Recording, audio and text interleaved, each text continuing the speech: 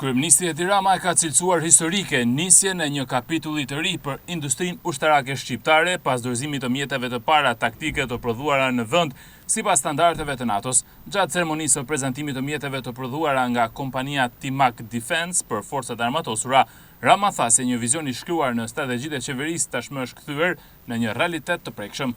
Flitet shumë këto kohë për tradhthira e për shitje të dheut e për lloj idiotësish që mund t'i marrin me mend dhe t'i artikulojnë ata cilët do ta kishin tradhtuar, do ta kishin shitur dhe do kishin bërë të gjitha ato për si ata akuzojnë, sepse kështu thot një fjalë e mençur, kush t'akuzon pa prova, ose e ka bërë vetë, ose do ta bënte vetë atë për cilën t'akuzon, por ja kjo është tradhtia jonë, që sot një kompani e krijuar për të shërbyer si qendër graviteti e industrisë sonë drejt mbrojtjes, 100% aksione të shtetit, ka filluar të argëtojë të ardhura nga këto lloj sinergjish.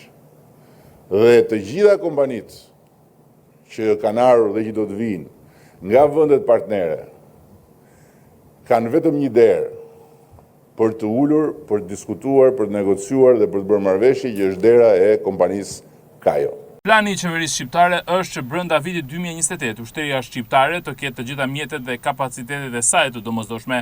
14 zjarr fikse të reja po prodhohen sot që flasim nga Timak. 14 zjarr fikse ne nuk i kemi bërë dot bashk në 14 vjet në të njëjtën kohë.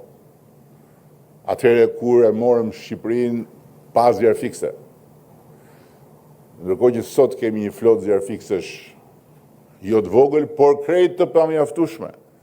Dhe në vend se edhe këtu të shkojmë lart e poshtë, e të bëjmë një tender sot, 2 tendera nesër, dhe t'i marrim ca të kuqe, ca vishnje, ca portokalli, sipas tenderit radhës, ne do ndërtojmë një flotë zjarr fiksesh që do të jetë njësoj si flota e ushtrisë. Do t'i kemi të gjitha zjarr fikset që i duhen Republikës Shqipërisë sipas standardeve të një vendit NATO-s dhe të një vendit Bashkimit Evropian për frym, për territor, për kilometër, po ashtu me autoambulanca. Kjo është Shqipëria e re që funksionon për ditë. Dhe dua ta mbyll edhe me një tjetër risi që vjen prapë nga kjo forcë e re që ne kemi krijuar, dhe këtu e kam fjalën për bazën e re të